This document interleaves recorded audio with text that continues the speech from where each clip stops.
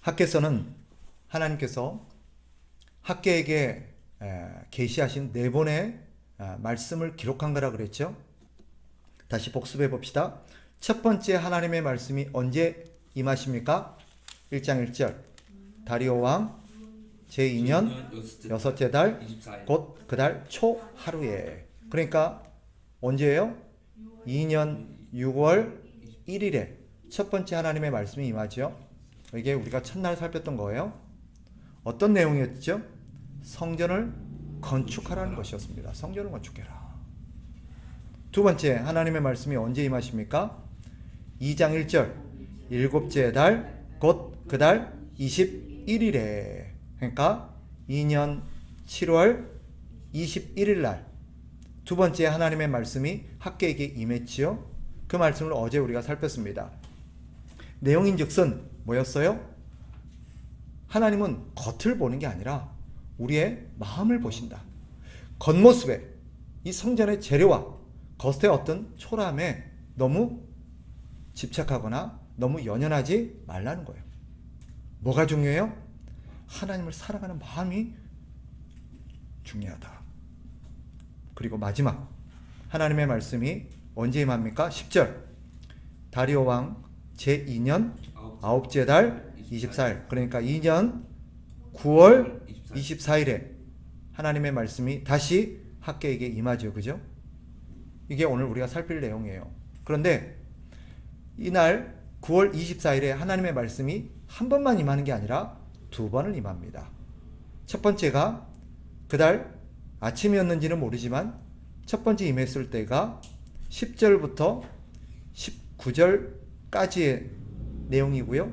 그날 하나님의 말씀이 한 번 더 임하는데 20절에 그달 24일에 다시 한번 하나님의 말씀이 임합니다. 그래서 총 몇 번 하나님이 말씀하세요?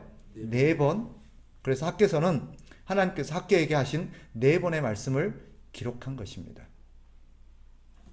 사실 우리가 이 사경회가 나흘이었다면 제가 이렇게 네 번의 말씀을 따로 나누어서 살폈을 거예요. 그런데 3일이다 보니까 오늘 24일 날 9월 24일 날 임한 하나님의 말씀을 저희가 한꺼번에 좀 이렇게 압축해서 살펴보려고 합니다.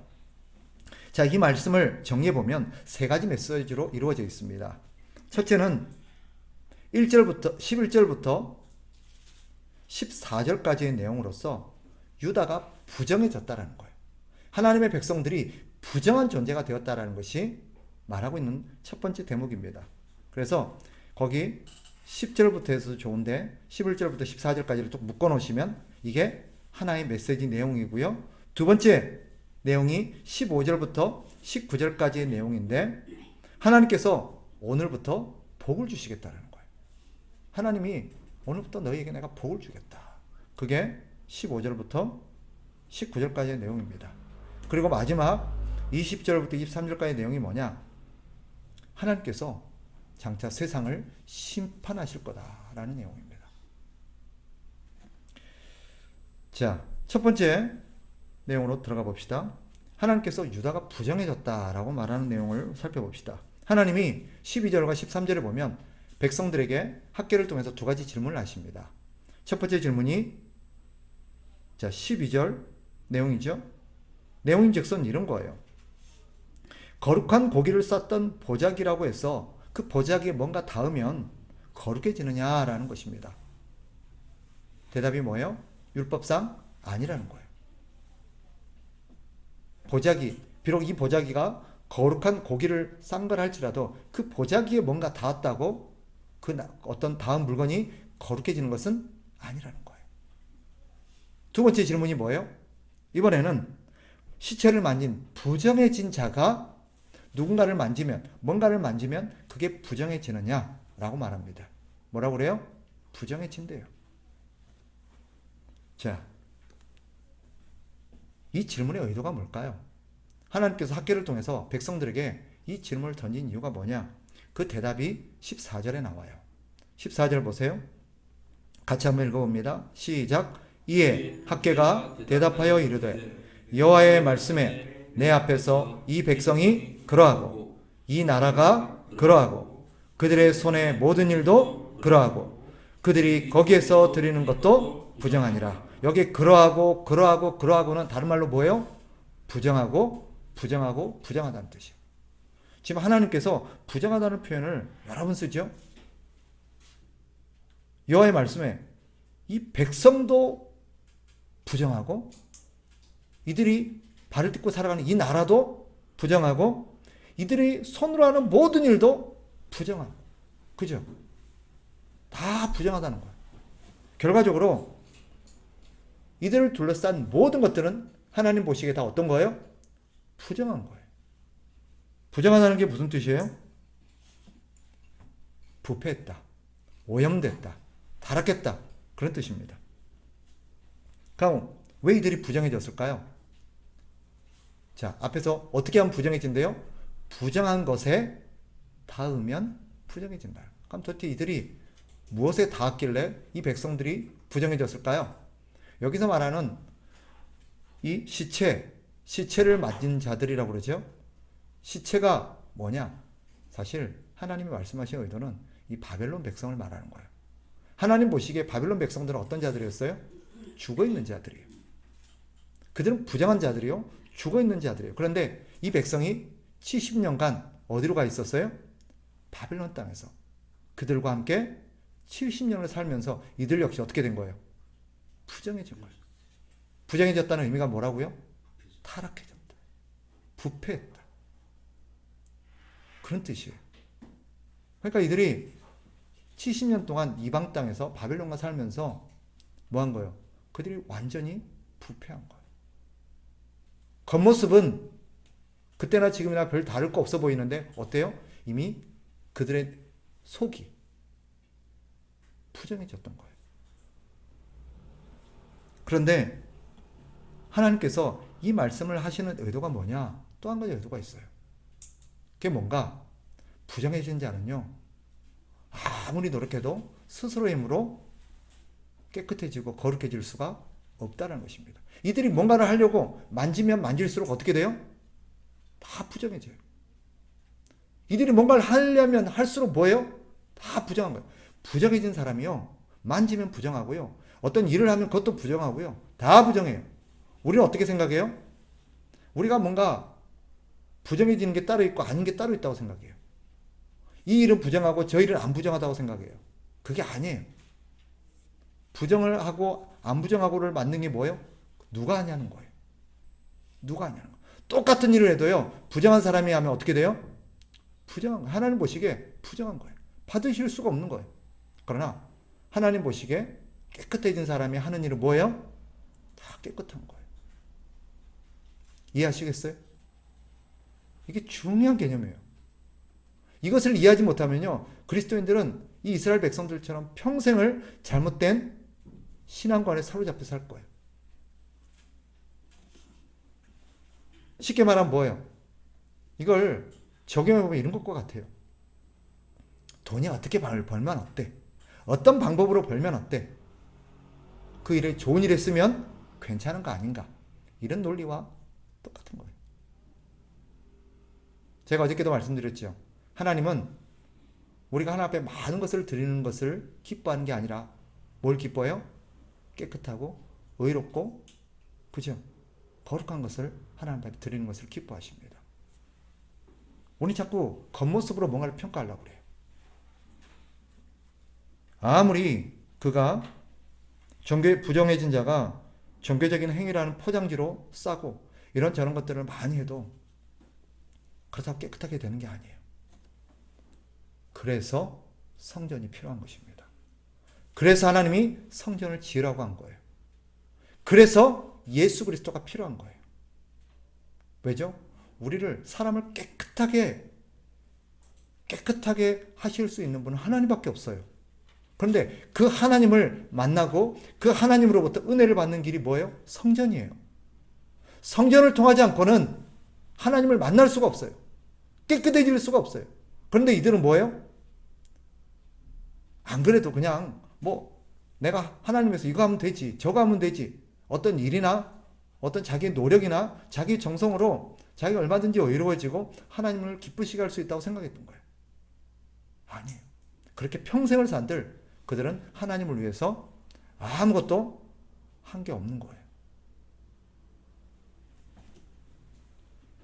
그래서 하나님이 성전을 지으라고 하는 거예요. 왜? 하나님을 만나고 그 하나님의 은혜 안에서 깨끗해지는 길이 성전밖에 없는 거예요. 하나님께 나아가는 유일한 길, 그게 성전입니다. 근데 그 성전이 있음에도 예수 그리스도께서 이 땅에 오신 이유는 뭘까요? 예수님이 이 땅에 오셨을 때도 성전은 여전히 있었고 성전은 여전히 작동하고 있었습니다. 그런데 하나님께서 예수 그리스도를 보내셨어요. 자, 우리가 지난 시간에 공부했어요. 성전은 뭐라 그랬죠? 예수 그리스도의 하나의 상징물이라 그랬어요. 예수 그리스도를 예표하는 거였어요. 장차 예수님이 이 땅에 오셔서 예수님이 우리를 위해서 행하실 일이 무엇인가를 이 백성들에게 미리 보여주고 가르쳐주는 하나의 시청각 자료요, 하나의 예표가 성전이라 그랬어요. 성전이 있었음에도 왜 하나님께서 예수 그리스도를 이 땅에 보내셨을까요? 그 대답을 히브리서가 하고 있어요. 한마디로 말하면 뭐죠? 이 땅의 성전은 불완전해요. 이 땅의 성전은 한계가 있어요. 성전에서 하나님 앞에 제사를 드리고 죄를 용서받을 수 있지만 그 효력은 얼마나 갈까요? 1년짜리예요. 1년 뒤에는 어떻게 해야 돼요? 다시 하나님 앞에 나가서 또 죄를 용서받아야 돼요. 그리고 그것으로는 다르게 표현하면 뭐예요? 우리의 죄를 완전히 용서받을 수가 없다는 뜻입니다. 그래서 예수님이 오신 거예요. 예수님은 완전한 성전이시거든요. 그래서 예수님은 단번에 성전 대신 자기 몸으로 우리를 위하여서 자기 몸을 직접 제물로 드리시고 제사를 드리시고 예배를 드리심으로써 우리의 죄를 한 번만에 단번에 영원토록 없애주시고 우리에게 거룩한 사람으로 만들어주신 분이 예수 그리스도입니다. 그래서 신앙이 뭔지 아세요? 신앙이라는 것은요, 두 가지를 자각한 사람입니다. 이게 아니라면 그 사람은 형식이 어떠든 모습이 어떠든 생활 방식이 어떻든 그 사람은 신자가 아니에요. 신자를 신자되게 하는 중요한 표지 한 가지가 뭐냐? 자신이 소망 없는 죄인이라는 것을 인정하는 자입니다. 나는 하나님 앞에 죄인이요, 나는 이 죄로 말미암아 소망이 없고 망할 수밖에 없는 그런 존재라는 것을 인정하는 자가 신자예요. 또 한 가지 신자의 표지가 뭘까요? 예수 그리스도가 아니고는 나는 절대 소망이 없고 나는 구원의 길이 없다라는 것을 인정하는 자입니다. 내가 구원을 받고 내가 천국의 소망을 갖고 살 수 있었던 것이 예수 그리스도의 전적인 은혜 덕분이라는 것을 믿는 사람이 어떤 사람이에요? 신자예요. 우리는 자꾸 신자를 어떻게 평가해요? 눈에 보이는 어떤 것으로 평가해요. 교회를 다니느냐, 교회에서 세례를 받았느냐, 교회에서 어떤 훈련 절차를 밟았느냐, 이런저런 교회에서 하라고 하는 일을 했느냐, 교회 등록이 됐느냐, 이런 외적인 어떤 표지들을 가지고 그의 신자됨을 얘기하죠. 그러나 그럼에도 불구하고 교회도 다니고 세례도 받고 교회에서 이런저런 절차를 거치고 등록이 되었음에도 불구하고 신자가 아닐 수도 있습니다. 그런 게 신자를 만드는 게 아니에요. 신자의 신자됨은 뭐예요? 그가 자신의 죄인됨을 깨닫고 오직 예수 그리스도의 은혜를 의지하면서 예수 그리스도로 말미암아 자기가 구원받았음을 깨닫는가 하는 것입니다. 그 사람이 신자예요. 그래서 신자의 특징은 뭐냐? 예수님을 가장 귀하게 여깁니다. 그게 바로 구약으로 표현하면 뭐예요? 성전을 가장 귀하게 여기는 거예요. 내가 저 성전 때문에 산다. 저 성전이 아니었다면 나는 하나님 앞에 나아갈 수도, 하나님을 만날 수도, 하나님의 은혜를 누릴 수도 없었을 거라는 것을 깨닫는 자가 신자예요. 그런데 이 백성들은 지금까지 어땠어요? 십수년 동안 성전 없이도 잘 살 수 있다고 생각했어요. 성전 없이도 얼마든지 살 수 있다고 생각했어요. 무슨 말이에요? 그들은 자신이 하나님 앞에 부정해진 죄인이라는 걸 깨닫지를 못하는 거고, 하나님의 은혜, 성전을 통한 하나님의 은혜가 없이는 자신들이 살 수 없는 존재라는 것을 깨닫지를 못한 거예요. 그래서 신자의 특징이 뭐예요? 예수 그리스도를 가장 귀하게 여기는 거. 구약으로 표현하면 성전을 가장 귀하게 여기고 성전을 중심으로 사는 거예요. 그래서 성전 없으면 살아요, 못 살아요? 못 살아요. 그들은 70년 동안 성전 없이 사는 그런 부정해진 삶을 살아왔어요. 하나님은 다시 그들을 하나님께로 부르신 거예요. 그런데 그들이 하나님을 만나는 유일한 길은 성전을 짓지 않고 살아왔던 거예요. 하나님의 문제제기가 뭘 의미하는지 이해되시죠? 그런 백성들에게 두 번째 15절에 보면 15절 이하에 하나님께서 이제 내가 이 백성들에게 복을 주겠다라고 말합니다. 특히 19절로 가보세요. 19절 말미에 보면 오늘부터는 찾았어요? 내가 너희에게 복을 주리라. 오늘부터는 내가 너희에게 복을 주리라. 하나님께서 오늘부터 이 백성들에게 복을 주시겠다고 말합니다. 그리고 생각해 보라는 거예요. 오늘 이전을 니네 삶이 어떠했는지 과거를 한번 곰곰이 되돌아보고 생각해보고 한번 묵상해 보라는 거예요. 그때 삶이 어떠했대요? 자, 16절로 가봅니다. 16절 제가 읽을 테니까요. 여러분들이 17절을 읽습니다. 16절 그때에는 20고루 곡식 더미에 이른즉 10고루 뿐이었고 포도즙 틀에 50고루를 기르러 이른즉 20고루 뿐이었었느니라. 만군의 여호와가 말하노라. 내가 너희 손으로 지은 모든 일에 곡식을 마르게 하는 재앙과 깐부기 재앙과 우박으로 쳤으나 너희가 내게로 돌이키지 아니하였느니라. 자, 한마디로 말하면 뭐예요? 그 시절에 어땠다는 거예요? 너희가 아무리 수고하고 애를 써도 부족하지 않았냐는 거예요. 당연히 만족도 없고 감사도 없고 평안도 없었죠. 그런데 그럼에도 불구하고 이 백성들이 어떻대요? 고집을 부리면서 회개하지 않았다고 말합니다. 자신들의 문제가 뭔지, 자신들이 지금 뭘 잘못하고 있는지를 깨닫지 못하고 고집스럽게 하나님의 말씀에 불순종하며 살아왔던 삶이 아니었냐라는 거예요. 그런데 하나님이 뭐래요? 오늘부터 내가 너에게 복을 주겠다고 말합니다. 한번 물어봅시다. 오늘이 언제예요? 9월 24일이죠. 그죠? 그럼 이런 의문이 들겠죠? 왜 이날부터인가? 왜 9월 24일 이날부터인가 하는 것입니다. 자, 이것은 앞의 사건을 우리가 다시 한번 정리해 볼 필요가 있습니다. 저를 보세요. 이 백성이 바벨론 포로에서 70년의 삶을 마치고 다시 예루살렘 땅으로 돌아왔죠. 그리고 15년 이상의 시간이 흘렀습니다. 그들은 바벨론 땅에서 70년을 살면서 무슨 생각을 했을까요? 어떻게든 다시 예루살렘으로 돌아갈 수만 있다면, 그 땅으로 돌아갈 수만 있다면 내가 이제 이런 고단하고 힘겨운 그런 삶을 살지 않아도 될 것 같다. 쉽게 말하면 뭐예요?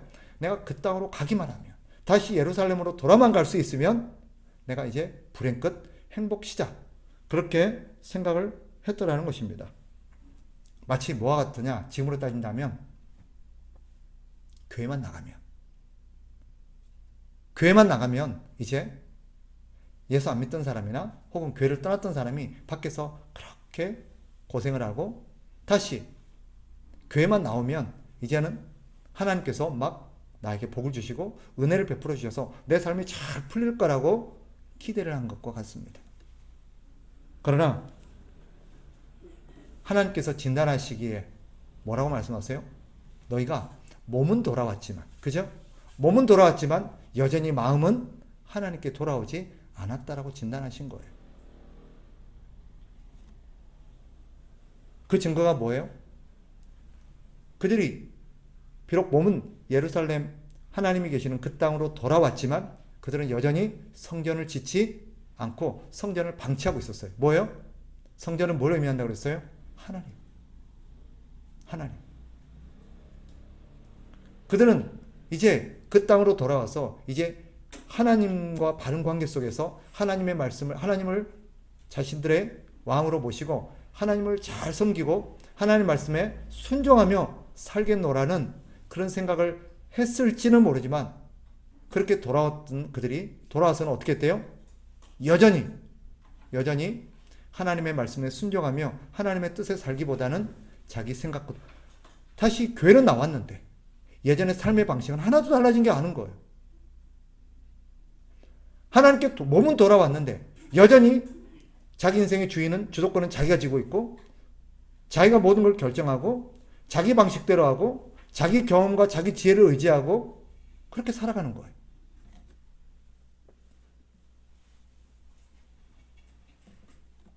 그런데 9월 24일 다리오 통치 2년 9월 24일이 되던 날 무슨 일이 벌어져요? 오늘 본문에 보니까 그날이 어떤 날이래요?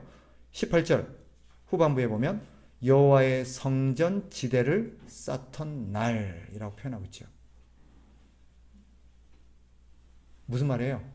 비로소 그들의 중심이 하나님께로 돌아왔음을 말하는 것입니다.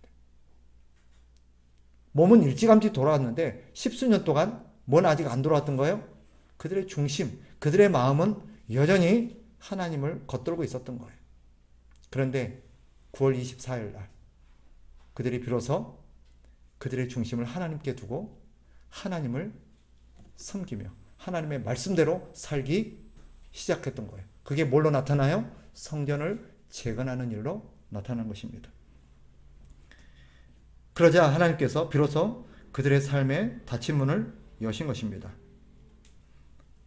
이런 질문도 들 수 있어요. 그렇다면 하나님께서 지금까지 십수년 동안 포로지에서 돌아와서 그 땅을 개간하고 새롭게 살아가는 그 백성들의 삶이 얼마나 궁핍하고 어려웠는지를 하나님이 보셨어요.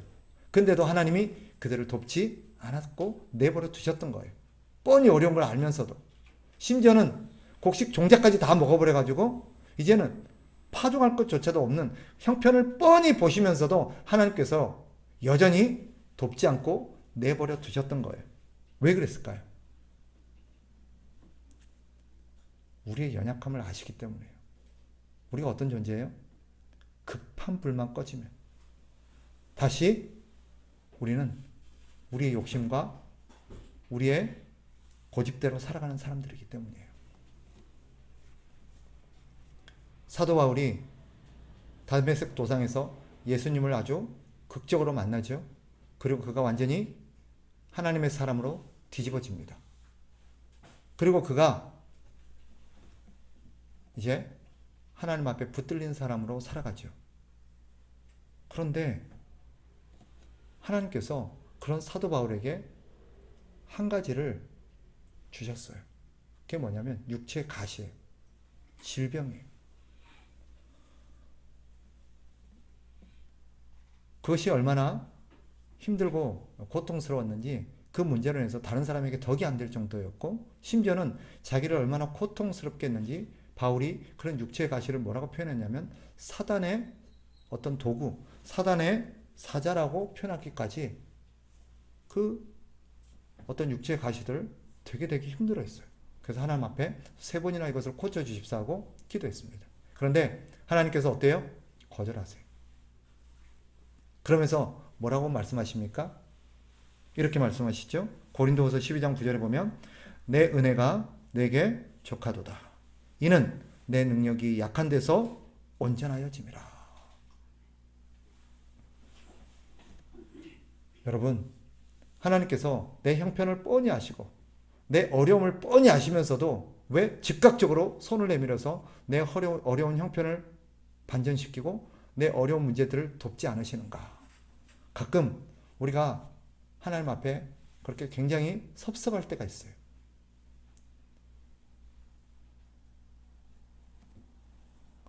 우리는 기억해야 됩니다. 하나님께서 내 문제를 뻔히 아시면서 즉각적으로 도와주지 않으시고 해결해 주지 않으신 것은 하나님의 능력이 부족해서가 아닙니다. 하나님은 당장이라도 내 문제를 해결하실 수 있는 능력이 있으세요. 그러나 분별력 없는 아이에게 진짜 칼을 쥐어주는 것과 절제력 없는 아이에게 큰 거금을 주는 것은 복이 아니지요. 그 영혼을 망치는 독이 됩니다. 성경에 따르면 우리에게 있어서 가장 좋은 것은 뭐예요? 적절하게 주시는 거예요. 이걸 믿으셔야 돼요. 하나님이 우리에게 주시는 하나님의 사랑은 뭐예요? 항상 적절하게 주세요. 그 사람이 감당할 수 있을 만큼, 그 사람 상황과 형편에 꼭 필요할 만큼 주십니다. 우리는 하나님 앞에 더 많은 것을 기대하고 요구하죠. 그러나 기억하십시오. 우리의 기대만큼 우리가 원하는 대로 하나님이 응답하시지 않은 것은 하나님의 능력이 부족하거나 하나님 우리를 사랑하지 않아서가 아닙니다. 우리가 이해할 수는 없지만 우리에게 그것이 유익하기 때문입니다. 내 은혜가 내게 족하다. 이는 내 능력이 약한 데서 온전하여집니다. 라고 말합니다. 그러면 하나님께서 오늘부터 내가 너희에게 복을 주시겠다라고 말씀하셨죠? 그 복이 뭘까요? 하나님이 말씀하신 복이 뭘까? 부자가 되게 해주시겠다는 말이냐? 이제부터는 내가 너를 부자 만들어줄게. 이제 내가 너 넉넉하게 여유있게 성공하게 만들어줄게. 그런 의미일까요? 아니죠. 성전지대가 놓이던 날 아까 말씀드린 것처럼 이스라엘 백성들은 종자까지 다 먹어버려서 아주 어려웠습니다. 그런 상황 속에서 다시 성전지대를 놓고 성전을 재건하는 일은 그들에게 벅찬 일이었을 거예요. 사실 인간적으로 생각해서는 뭐예요? 불가능한 공사였어요. 이 공사를 지을 수 있는 자재도 없고 돈도 없고 능력도 부족해요. 더군다나 자기들의 삶도 버거워요. 자기 먹고 살기도 빠듯해요. 그런데 무슨 일이 벌어져요? 6월 24일 날 이들이 하나님 앞에 은혜를 받고 믿음으로 공사를 시작합니다. 그죠? 시작해요. 근데 놀라운 일이 벌어집니다. 우리 여기는 학개서에는 그것이 기록되어 있지 않지만 똑같은 사건을 기록하고 있는 에스라서에는 놀라운 사건이 기록되어 있어요. 자, 수고스럽지만 에스라서 6장으로 한번 넘어가 봅니다. 6장 1절부터 12절까지의 내용입니다. 6장 1절부터 12절까지. 에스라 717페이지죠. 자, 저와 여러분이 한 절씩 교독으로 읽읍시다. 6장 1절부터 12절. 이에 다리오 왕이 조서를 내려 문서 창고 곧 바벨론에 보물을 쌓아둔 보물 전각에서 조사하게 하여 항메다 궁성에서 한 두루마리를 찾았으니 거기에 기록하였을 때 고레스 왕 원년에 조서를 내려 이르기를 예루살렘에 있는 하나님의 성전에 대하여 이르노니 이 성전 곧 제사 드리는 처소를 건축하되 지대를 견고히 쌓고 그 성전의 높이는 60규빗으로 너비도 60규빗으로 하고 큰 돌 3켜에 새나무 1켜를 놓으라. 그 경비는 다 왕실에서 내리라. 또 느부갓네살이 예루살렘 성전에서 탈취하여 바벨론으로 옮겼던 하나님의 성전 금, 은 그릇들을 돌려보내어 예루살렘 성전에 가져다가 하나님의 성전안 각기 제자리에 둘지니라 하였더라. 이제 유브라데 강 건너편 총독 다트네와 스달보스네와 너희 동관 유브라데 강 건너편 아바삭 사람들은 그곳을 멀리하여 하나님의 성전 공사를 막지 말고 유다 총독과 장로들이 하나님의 이 성전을 제자리에 건축하게 하라. 내가 또 조서를 내려서 하나님의 이 성전을 건축함에 대하여 너희가 유다 사람의 장로들에게 행할 것을 알리노니 왕의 재산 곧 유브라데 강 건너편에서 거둔 세금 중에서 그 경비를 이 사람들에게 끊임없이 주어 그들로 멈추지 않게 하라.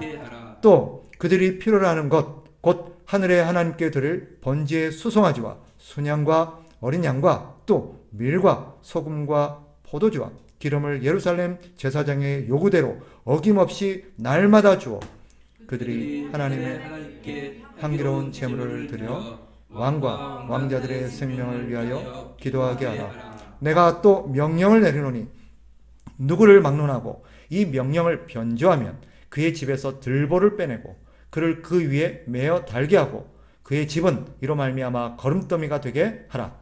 만일 왕들이나 백성이 이 명령을 변조하고 손을 들어 예루살렘 하나님의 성전을 헐진대 그곳에 이름을 두신 하나님이 그들을 멸하시기를 원하노라. 나 다리오가 조서를 내렸노니 신속히 행할지어다 하였더라. 아멘. 사실 이 장면은요 굉장히 충격적이고 놀라운 거예요. 우리가 아는 것처럼 이들이 돌아와서 성전을 재건하려고 시작했을 때 누가 방해했어요? 사마리아 사람들이 그것을 방해했어요. 그죠? 못하게 하려고. 그래서 공사가 중단되어진 채 15년을 지나갔죠. 그런데 이들이 믿음으로 다시 순종하니까 무슨 일이 벌어져요? 법적으로 공사가 막혀 있었죠. 그죠? 법적으로 막아놨었어요. 옆에도 방해도 있었어요. 돈도 하나도 없었어요. 그런데 무슨 일이 벌어져요? 6월 24일 날 이들이 믿음의 순종을 딱 하고 나니까 갑자기 무슨 일이 벌어져요? 이들이 모르고 있었는데 바벨론에서 법령이 바뀌어버립니다. 왕이 조서를 내려서 다시 시작해라. 그리고 누구도 이 공사를 막지 마라. 막으면 뭐예요? 그 집안을 멸문지화 시켜버리겠다는 거예요. 놀라운 일이 벌어지죠. 법이 바뀌어버려요. 근데 그게 끝이 아니었어요. 보니까 무슨 일이 벌어져요? 그 공사에 필요한 모든 것들을 지원해라. 언제까지? 끝까지. 지원하라는 거예요. 돈이 없어서 어떻게 할꼬? 이 일을 어떻게 하지? 라고 생각했던 사람들에게 하나님께서 뭐 하는 거예요? 바벨론의 창고를 열으시게 하고 그리고 거기 있는 모든 재료들을 공세우기 시작합니다. 상상도 못했던 일이 벌어지죠? 근데 그게 끝이 아니었어요. 또 무슨 일이 벌어져요? 공사를 통해서 성전을 짓고 나면 이제 뭐가 필요해요? 거기서 제사를 드리려면 제물과 곡식들이 필요하잖아요.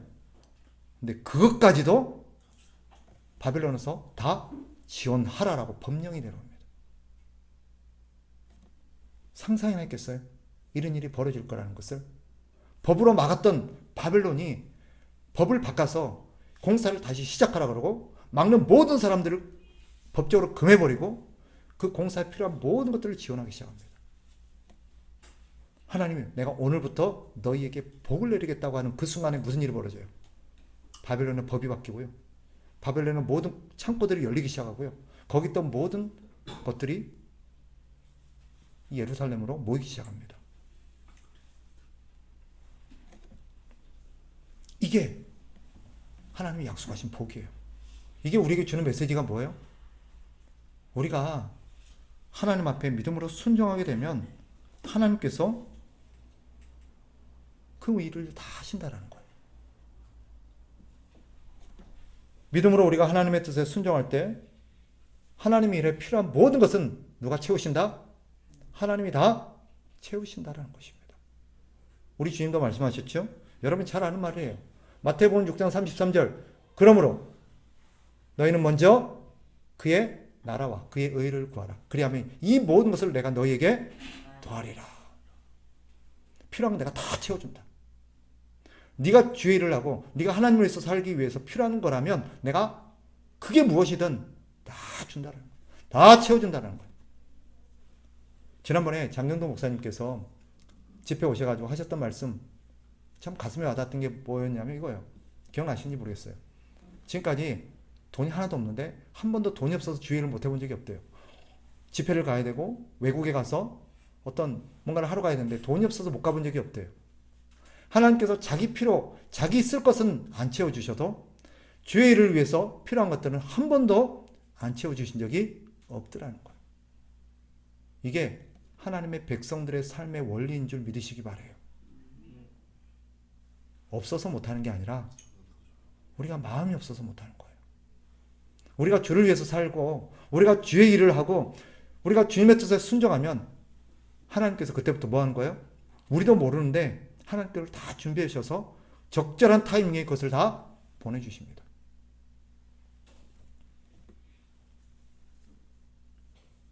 하나님께 불가능이라는 건 없어요. 하나님은 우리가 상상할 수 없는 방식으로 일을 하십니다. 우리가 이걸 믿어야 돼요. 마지막 한 가지. 하나님께서 마지막으로 한 가지 더 약속을 하시죠. 20절부터 23절까지 내용인데 다시 학개서로 넘어가 보시면 2장 20절부터 23절까지 보면 한마디로 말하면 하나님께서 장차 열방을 심판하실 거라는 것입니다. 이 안에는 어떤 의미가 담겨 있냐면 이런 거예요.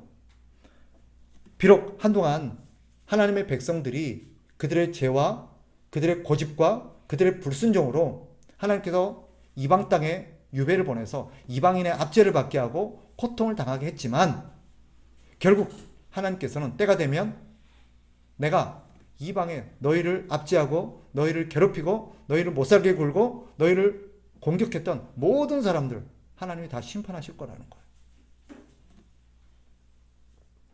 즉 20절부터 23절까지는요. 사실은 계시록의 내용을 압축해 놓은 거라고 봐도 무방합니다. 장차 하나님께서 누가 승리할 거래요? 하나님의 백성들이 승리할 거라는 거예요. 마지막까지 이 땅에 살아남은 것은 돈이 많고 힘이 세고 세력이 큰 자들이 아니라 하나님의 백성이라는 거예요. 그게 누구예요? 오늘날 교회지요. 이스라엘 백성들은 신약의 교회입니다. 즉 교회가 마지막까지 승리합니다. 하나님은 이들에게 장래의 큰 그림을 보여주시는 거예요. 역사의 마지막에 교회가 승리한다. 하나님의 백성들이 승리합니다. 근데 그게 끝이 아니에요. 하나님이 세상을 심판하실 때 하나님께서 누구와 함께 이 백성들과 함께 세상을 심판하고 이 백성들을 이 세상을 심판하는 자리에 함께 앉게 해주시겠다라는 것입니다. 그게 오늘 본문에 나와 있는 23절의 내용이에요. 그 대표로 스룹바벨을 딱 대표로 내세우시죠. 23절 보세요. 만군의 여호와가 말하노라. 스알디엘의 아들 내종 스룹바벨아, 여호와가 말하노라. 그날에 내가 너를 세우고 너를 인장으로 삼으리니 이는 내가 너를 택하였음이니라. 만군의 여호와의 말이니라 하시니라. 인장이 뭐예요? 도장이에요. 내가 너를 도장으로 쓰겠다는 거예요. 내가 너를 도장으로 딱 찍어서 너를 보증수표가 되게 하겠다. 결과적으로 말씀드리면 예수 그리스도께서 우리 부활의 첫 열매로서 모든 하나님의 백성들을 대표하는 사람이기도 하지만 스룹바벨 역시 우리 모든 하나님의 백성들을 대표하는 사람입니다. 성전이 그리스도의 예표이듯 스룹바벨도 그리스도의 예표예요. 즉 이런 얘기죠. 하나님께서는 장차 스룹바벨의 후손을 통해서 메시아가 올 거고 메시아를 통해서 온 세상과 열방을 심판할 거라는 것을 말하고 있는 것입니다. 스룹바벨이 누굽니까? 다윗의 후손이에요. 왕족이죠. 다윗의 혈통입니다. 그리고 그 스룹바벨의 후손으로 누가 와요? 예수 그리스도께서 오십니다. 그런데 이 안에는 또 한 가지 의미가 담겨 있다 했죠. 하나님이 세상을 심판할 때 누구와 함께? 교회와 함께. 우리와 함께. 그래서 우리를 하나님께서 왕노릇하게 해주신다고 그랬죠. 주님과 함께 세상을 심판하게 해주실 거라는 하나님의 놀라운 약속이 이 안에 담겨 있는 것입니다. 말씀을 정리할게요. 결국 우리는 3일 동안 이 학개서를 살펴왔습니다. 이 학개서가 우리에게 담아내고 있는 메시지를 정리해보라면 3가지 정도로 정리해볼 수 있습니다. 첫째는 뭐죠? 하나님을 우리 인생의 주인공으로 모시고 주인으로 모시고 그분의 뜻에 복종하며 살라는 거예요. 그것이 그리스도인에게 있어서 가장 귀하고 중요한 사명이라는 것입니다. 그리스도를 주인으로 모시고 그분의 뜻에 복종하며 사는 것. 이것이 우리가 사실 복받는 길이에요. 그것이 우리에게 있어서 가장 중요한 본분입니다. 이거보다 우선되고 중요한 가치는 없어요. 그 무엇도. 두 번째, 만일 우리가 그렇게 하나님의 말씀을 믿고 그리스도께 복종하고 하나님의 말씀에 복종한다면 하나님이 복을 주신다는 거예요. 그 복이 뭐예요? 우리가 주를 위해 살아가는데 필요한 모든 것을 하나님이 다 채우시겠다는 거예요. 빌립보서 4장 19절에 보면 하나님이 이렇게 말씀하십니다. 나의 하나님이 그리스도 예수 안에서 영광 가운데 그 풍성한 대로 너희 모든 쓸 것을 채우시리라. 이런 값진 약속이 성경에 굉장히 많아요. 이걸 믿으셔야 돼요. 우리에게 필요한 것은 돈이나 능력이 아니라 뭐예요? 믿음과 순종이에요. 우리가 믿음으로 순종하면 하나님께서 그 모든 필요한 것을 다 채우십니다. 돈이 필요하면 돈을 주실 거고요. 사람이 필요하면 사람을 주실 거고요. 건물이 필요하면 건물을 주실 거고요. 나머지 모든 지혜가 필요하면 지혜도 주십니다. 우리에게 없는 것은 그런 것들이 아니라 사실 하나님이 진단하시는데 우리의 가장 큰 문제는 뭐예요? 돈이 없는 것도 아니고 능력이 없는 것도 아니고 시간이 없는 것도 아니고 믿음과 우리가 하나님 앞에 순종함이 없는 거예요. 이게 학개서가 우리에게 보여주는 것입니다. 마지막 한 가지, 학개서가 우리에게 말하는 게 뭐예요? 반드시 너희가 승리한다. 이 말은 바꿔 말하면 너희가 옳았다는 거예요.